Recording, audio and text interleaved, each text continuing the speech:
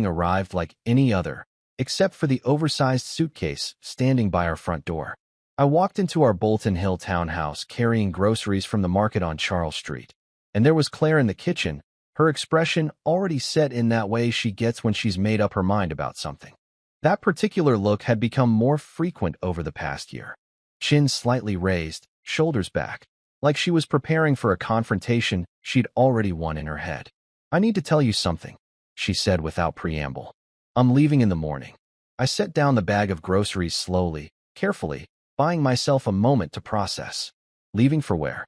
That wellness retreat in the Berkshires, the one I mentioned. I stared at her, searching my memory. She'd brought it up once, maybe twice, a couple weeks back. A passing comment over dinner, nothing more. Nothing concrete. Certainly nothing that sounded like an actual plan, much less a booked reservation. "I need distance to sort things out," she continued, crossing her arms across her chest. "About us. About everything." There it was. Distance to sort things out. I studied her face, taking in every detail, the confidence radiating from her posture, the way she held herself like someone who'd already made all the decisions and was simply informing me of the outcome. Her tone wasn't apologetic or uncertain. It was matter of fact, almost businesslike. This was Claire delivering a verdict, not opening a discussion. "That's an interesting way to put it," I said slowly. "Don't make this harder than it needs to be. It's just a week." "And when were you planning to tell me about this? Tonight? Hours before you leave?" "I'm telling you now, aren't I? Look, we both know things haven't been right between us." "Do we both know that?" "Oh, come on. You can't seriously pretend everything's been perfect." Something shifted inside me in that moment. Not anger, exactly. More like clarity. This wasn't a conversation. This was Claire telling me how things were going to be, expecting me to sit here quietly while she went off to figure out whether I was still worth her time. "You're right," I said. "Maybe we both need some distance." She blinked, caught off guard. "Really? You're not going to argue? Would it change anything if I did?" She recovered quickly, her confidence returning. "No, it wouldn't. I've already paid for the retreat." "How much did that cost? Does it matter? I need this, Robert." Just curious what clarity costs these days. The rest of that evening played out in uncomfortable silence that pressed against the walls of our 3-story row house. Claire finished packing upstairs while I sat in the study on the first floor, supposedly checking work emails, but really just staring at the screen. I could hear her footsteps above me, moving between the bedroom and the guest room. Then her voice on the phone, whispering excitedly to someone. Her tone was lighter than I'd heard in months, almost girlish. There was laughter in it, anticipation. Whatever she was doing up there, she wasn't packing with a heavy heart. The credit card statement sat on my desk, where I'd left it earlier that week, half buried under a stack of other mail. I'd glanced at it before, but hadn't really looked, hadn't wanted to see. Now I picked it up and read through it line by line. Restaurant charges on evenings when Claire said she was out with friends, except these weren't the casual chain places where her friends usually met. These were upscale Italian spots in Little Italy, expensive steakhouses in Harbor East. A hotel bill from 2 months ago, midweek, when she'd supposedly driven to Lutherville to visit her mother for the night. Why would she need a hotel room 30 minutes from our house? Small inconsistencies that suddenly formed a pattern. This wasn't spontaneous. She'd been planning this for a while, probably longer than I wanted to acknowledge. That night, lying in bed with Claire already asleep beside me, I stared at the ceiling. 7 days, she'd said. 7 days for her to go off and decide whether our marriage was worth keeping. 7 days for me to sit here like a good husband, waiting for her verdict. Except I wasn't going to wait. 7 days worked both ways. Thursday morning came with the sound of a car horn outside at 7:30 sharp. Claire's friend Amanda was picking her up, right on schedule. I watched from the second-floor bedroom window as Claire wheeled her oversized suitcase down the front steps of our townhouse. It was one of those expensive spinner bags, the kind you'd take for a 2-week European vacation, not a 7-day wellness retreat. Their goodbye was brief, perfunctory. No kiss, barely a hug. More like co-workers parting after a business meeting than a married couple separating for a week. "I'll text when I get there," Claire said, her hand already on the car door handle. "Drive safe," I replied, keeping my voice neutral. I stayed at the window, watching as they loaded her suitcase into Amanda's SUV, the trunk swallowing it easily. The two of them were already laughing about something before the car even pulled away from the curb. Whatever weight Claire claimed to be carrying about our marriage, it didn't seem to be troubling her much this morning. The moment they disappeared around the corner onto Park Avenue, something released in my chest. The house felt different immediately. The air itself seemed lighter, less pressurized, like I'd been living at altitude for months and suddenly descended to sea level. I could finally breathe without monitoring every word, every gesture, every shift in mood to gauge Claire's satisfaction level with me.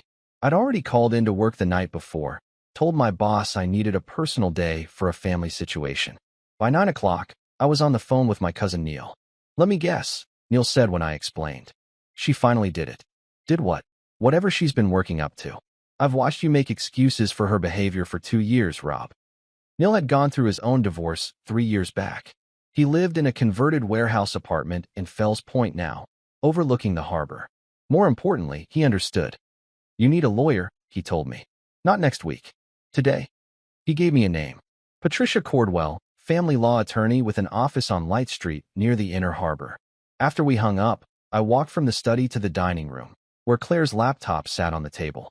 The MacBook Air she kept there for checking emails over breakfast. She'd left it behind, taken only her iPad for the trip. Said something about wanting to disconnect, though apparently not disconnect enough to leave all her devices at home. She was still logged into everything. Email, social media, cloud storage, all of it. We'd always had an open device policy in our marriage. No passwords kept secret, no locked screens. Made sense at the time, when we trusted each other. I found the email thread about the Berkshires trip almost immediately, sitting right there in her inbox. But it wasn't sent to a wellness retreat or a meditation center. It was a reservation confirmation from the Birchwood Inn, a boutique bed and breakfast near Lenox. For 2 people. Under the name Claire Brennan, her maiden name, not Mitchell. The reservation date matched exactly with when she'd told me she was leaving. My stomach dropped, the way it does when you're in an elevator that descends too fast. There were more emails.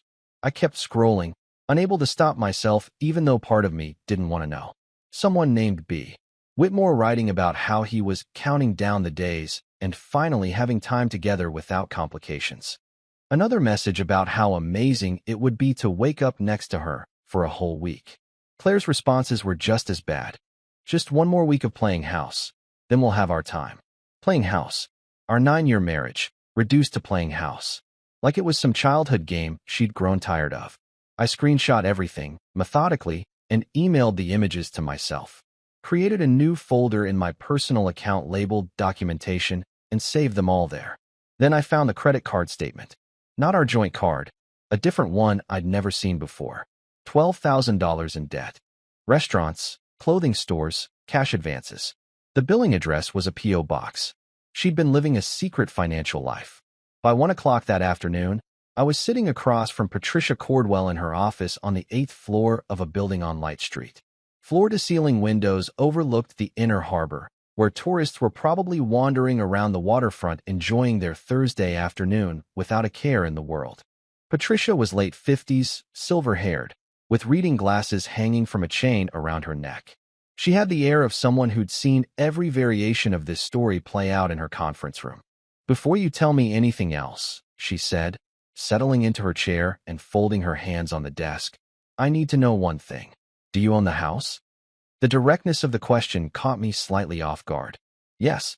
I bought it about 11 years ago, before we got married. I never added her name to the deed.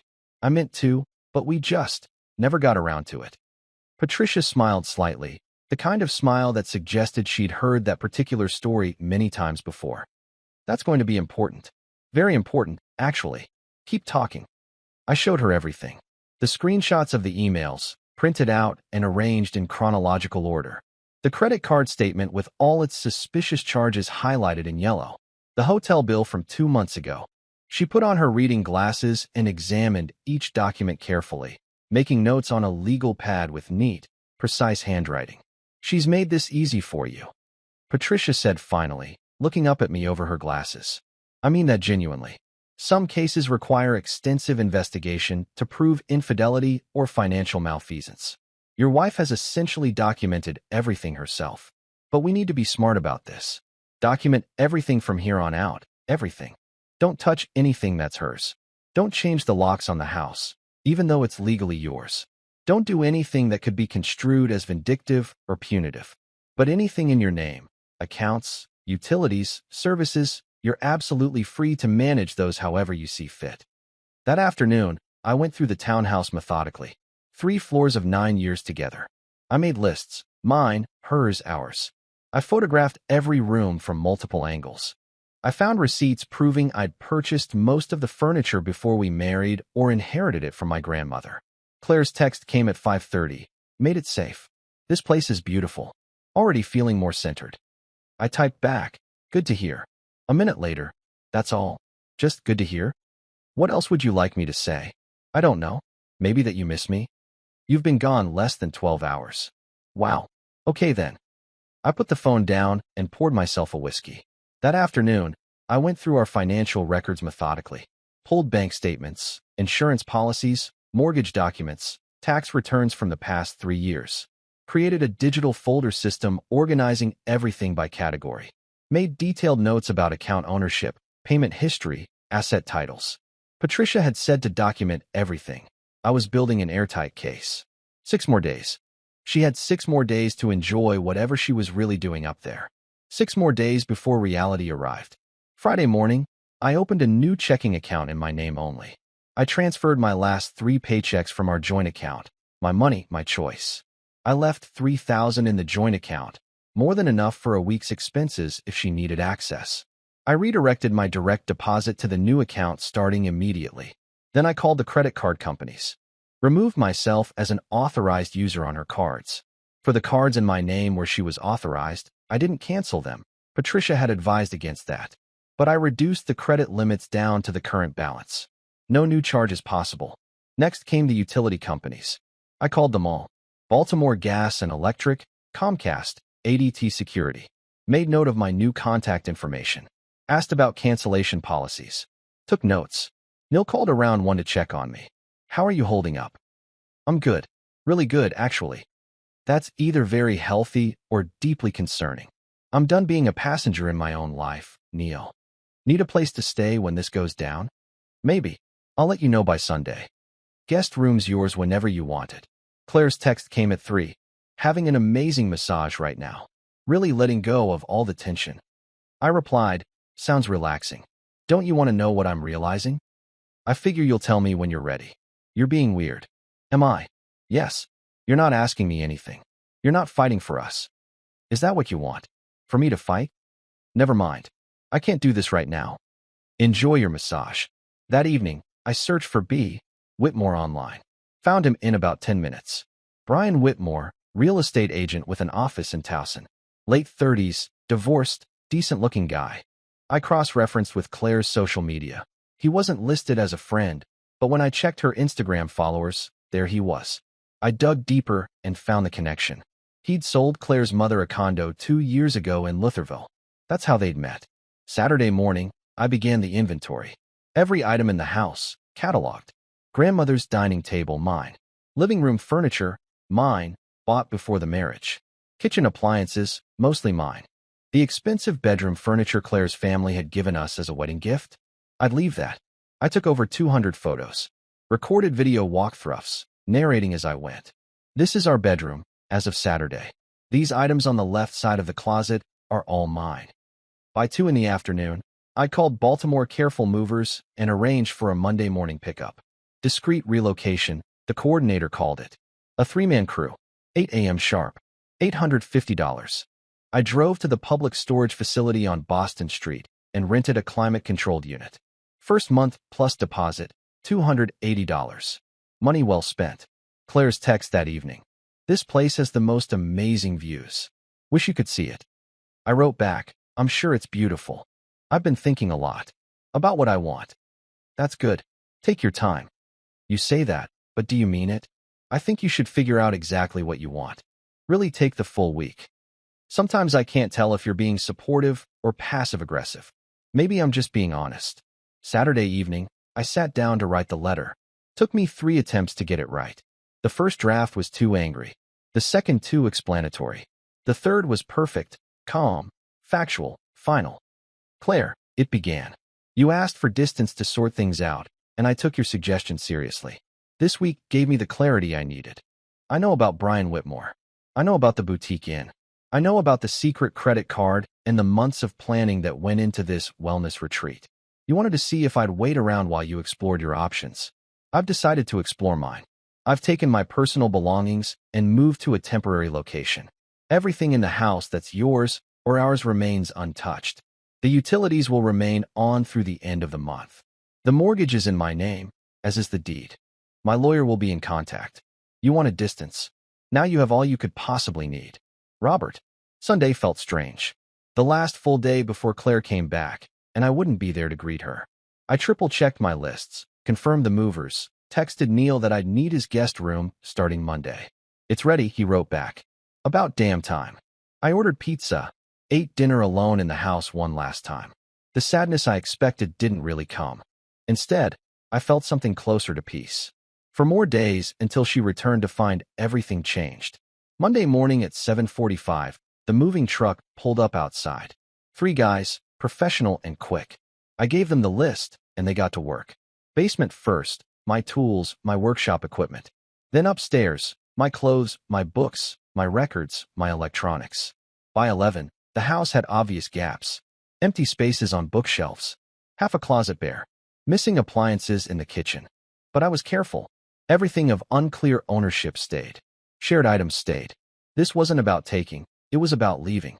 I placed the letter on the kitchen counter, propped against the coffee maker where Claire would see it first thing in the morning. Took one last set of photos. Then I walked out, locking the door behind me with my key, which I kept, just as Patricia advised. The house was legally mine, but Claire still had her keys and full access. I wasn't changing locks or preventing her entry. I was just leaving. By 2 in the afternoon, I was moved into Neil's guest room in Fells Point, watching the harbor through the window. How do you feel? Neil asked. Like I can breathe. At 3, I made the calls to cancel internet and home security, both effective Friday, the day Claire would return. My accounts, my choice. She could set up her own if she wanted them. Claire's text came at 4:30. Today was incredible. Meditation and hiking. Feeling so much clearer. I sent back. That's great. Are you doing okay? You've been so quiet. I'm fine. Just been busy. Busy with what? Taking care of things. What things? Just house stuff. Don't worry about it. You're being cryptic again. Sorry. Enjoy your retreat. Tuesday, I went to work. Needed the normalcy. Functioned on autopilot while my phone buzzed occasionally with text from Claire. Each message more enthusiastic than the last, building towards something.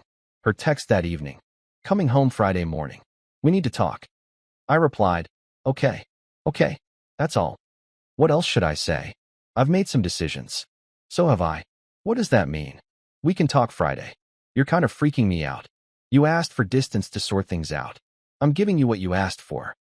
3 more days until she discovered what distance really looked like. Friday morning, I called in sick to work for the first time in 2 years. Told them I had a stomach bug, which wasn't entirely untrue. I did feel physically ill, though from anticipation rather than any virus. I sat in Neil's apartment with coffee growing cold in my hands, watching my phone on the table like it was a loaded weapon. Claire's estimated arrival, 10:30, assuming she and Amanda left the Berkshires at 7 and drove straight through with maybe one bathroom break. At 10:15, I walked to a coffee shop in Bolton Hill, just 3 blocks from our townhouse. Not within direct view of the house, but close enough to be nearby when it happened. Close enough that I could be there in minutes if things went sideways, though I wasn't entirely sure what going sideways would look like in this situation. The call came at 10:32. I let it ring through to voicemail, watching her name flash on the screen. She didn't leave a message. The phone immediately lit up again with another call. And then another. On the 3rd call, I answered, my thumb swiping across the screen almost of its own accord. Hello. Where are you? Her voice was tight, controlled, like she was trying very hard not to scream. I'm getting coffee. Why? Where are your things? The control was slipping now, her pitch rising. My things are where I am. What the hell does that mean? The house is, there's stuff missing. Your entire closet is empty. Your office is, Rob, what did you do? I moved out. Silence. 5 full seconds of it. Long enough that I pulled the phone away from my ear to check if the call had dropped. You what? You said you needed distance. I decided I needed it too. This isn't funny, Robert. This isn't some kind of joke. Where are you actually? I'm staying with Neil. In Fells Point. You moved in with Neil? Without telling me? Without even discussing it? You went to the Berkshires without really telling me. Seemed fair. This is completely different. Now she was definitely yelling. I could hear Amanda's voice in the background, asking what was wrong.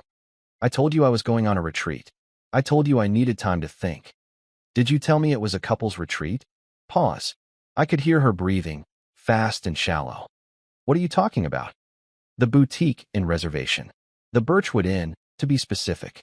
For 2 people. Under your maiden name. Another pause, longer this time. When she spoke again, her voice had shifted to something defensive, almost panicky. You went through my private email? I used our shared laptop. The one sitting on the dining room table. Nothing private about it when you leave it logged in. You had no right. Just like you had every right to plan a week away with Brian Whitmore. That is who you're with, isn't it? Or were you going to try to tell me B? Whitmore is somehow a woman. I'm staying with Neil. You moved in with Neil? Without telling me? You went to the Berkshires without really telling me. Seemed fair. This is completely different. I told you I was going on a retreat. Did you tell me it was a couple's retreat? Pause. What are you talking about? The boutique in Reservation. For 2 people. Under your maiden name. Another pause, longer this time. You went through my private email? I used our shared laptop. Nothing private about it. You had no right. Just like you had every right to plan a week away with Brian Whitmore. Her voice changed, became smaller. Rob, please. Let me explain. No need. Your actions explained everything. So that's it. 9 years and you're just done? Are you really going to pretend this was my choice? I made a mistake, but we can work through this. You didn't make a mistake, Claire. You made a series of calculated decisions. You planned this for months. I was confused. I am confused, but I don't want to lose you. Funny. You wanted distance to figure out if you wanted to keep me. I used the distance to figure out I don't want to keep this. Please come home. We can talk about this like adults. We are talking about it, but I'm not coming back to that house. It's our house. Actually, it's my house. Check the deed. What does that mean? It means I own it. I bought it before we married. Your name was never added. You can't just kick me out. I'm not kicking you out. You can stay as long as the utilities are on. The utilities? What about the utilities? I canceled internet and security. Effective today. Electricity and gas are still on for now. You canceled the internet? Are you insane? I canceled my internet service. You're welcome to get your own. I can't afford, she stopped. Can't afford what? Your own services? Maybe Brian can help with that. I didn't sleep with him. Doesn't matter. It does matter. We just talked. He was helping me figure things out. In a boutique inn? For a week? While lying to your husband. I was going to tell you everything when I got back. Were you? What were you going to tell me? That you needed a divorce? Or that I should be grateful you decided to stay? No answer. That's what I thought. You wanted to keep your options open. See how things went with Brian before committing to anything. It wasn't like that. Then what was it like? She was crying now. I don't know. I just felt trapped. I'm sorry you felt trapped, but I don't feel trapped anymore. What about our marriage? You're just giving up? You gave up months ago. I'm just making it official. You can't do this. It's already done. My lawyer will send papers next week. Your lawyer? You already have a lawyer? I told you. I used the week to sort things out. You bastard. You planned this whole thing. No, Claire. You planned this. I just responded to your plan. You wanted to teach me about appreciating what I have. Lesson learned. What lesson? That I deserve better than being someone's backup plan. I hung up. The phone buzzed immediately. Claire calling back. I declined it. Another call. Declined. Text messages started flooding in. Please don't do this. I love you. We can fix this. I turned off the phone. That afternoon, I met with Patricia in her office. How did she take it? About as expected. Denial, anger, bargaining. She'll cycle back to anger. I'll have papers drafted by Monday. The next 5 weeks were a blur of legal proceedings, each one chipping away at whatever illusions Claire had left about how this would end. Monday of week 2, a process server showed up at the Bolton Hill townhouse and handed Claire divorce papers along with a thick packet of supporting documentation. Petition for divorce citing irreconcilable differences. Evidence of adultery, printed and tabbed for easy reference. A request that she vacate the premises within 30 days. Documentation proving the house was in my name alone. A complete list of every item I'd removed, with photographs showing they were mine. Claire hired a lawyer. Richard Vance, some guy who apparently specialized in aggressive representation. His opening demands were almost comical in their audacity. He wanted half the value of the house, $275,000. Alimony of $3,000 a month for 5 years. Half my 401k. He wanted me to pay off Claire's secret credit card debt. He wanted all the furniture currently in the house, even the pieces that were demonstrably mine. Patricia called me after receiving Vance's proposal, and I could hear the amusement in her voice. Her lawyer is either incompetent, or this is just an opening negotiation tactic designed to make whatever he asks for next seem reasonable by comparison. What can she realistically get? Very little, Rob. Maryland law allows judges to consider adultery when dividing property, and we have extensive documentation of her affair. The house was yours before marriage. She has no claim to it. Your 401k contributions during the marriage might be split, but we're talking maybe $40,000 total, so $20,000 to her at most. The furniture that's yours stays yours. We have receipts and photos. As for alimony, she worked part-time. You were married 9 years, which is close to the 10-year mark, but not quite there. She might get limited duration alimony, maybe $800 a month for 2 or 3 years. But the adultery could eliminate even that if the judge is so inclined. And her debt? Not your responsibility. She incurred it secretly, without your knowledge. No judge is going to make you pay for her affair expenses. Week 3 brought depositions. I sat in Patricia's conference room and answered questions from Vance for 3 hours, staying calm and factual throughout. Yes, I own the house. Yes, I'd purchased it before marriage. Yes, I'd paid the mortgage every month for 11 years. Yes, I had documentation of all household expenses. Yes, I discovered evidence of my wife's affair. Yes, I'd removed only items that belonged to me. Claire's deposition, according to Patricia, was a disaster. She admitted to an emotional connection with Brian Whitmore. Admitted they'd shared a room at the inn, though she insisted they didn't sleep together. A distinction that mattered to her, but not to Maryland family law. She couldn't explain the hidden credit card or why she concealed $12,000 in debt. She couldn't provide any evidence that she'd contributed to house expenses beyond occasionally buying groceries. She admitted planning the trip for 3 months while telling me it was spontaneous. By week 4, Claire's situation had deteriorated significantly. Brian Whitmore, it turned out, had never intended to leave his ex-wife. He'd stopped returning Claire's calls entirely. Her part-time income barely covered the utilities she'd had to turn back on at the house. She was having mail sent to her mother's address. Her friends were slowly getting the full story and distancing themselves one by one. She couldn't afford her lawyer's retainer if this went to trial. The court-mandated settlement conference happened on a rainy Thursday morning in week 5. Both parties, both lawyers, and a court-appointed mediator gathered in a neutral conference room that smelled like stale coffee and disappointment. The mediator reviewed the facts dispassionately: house ownership, evidence of affair, secret debt, financial responsibility, marriage duration. His recommendation was simple. Claire would receive $35,000 as a lump sum settlement to resolve any potential claims. No alimony due to the adultery. Each party keeps personal property in their possession. Claire must vacate the house within 45 days. Each party responsible for their own debts and legal fees. Divorce final 90 days after the agreement is signed. Claire could accept it or take her chances at trial. Trial would cost her at least $15,000 in legal fees she didn't have. Trial would make everything public, and a judge would likely rule even less favorably. She sat there for a long moment, her lawyer whispering in her ear, before finally nodding her acceptance. "I hope you're happy," she said. "I'm at peace. That's better than happy." She moved out within 2 weeks. I moved back into the townhouse, repainted the bedroom, rearranged everything, made it mine again. 9 months later, I ran into her at the Whole Foods in Mount Washington. She looked tired, older. She was with her mother. We talked briefly. She apologized, asked if there was any chance. "No.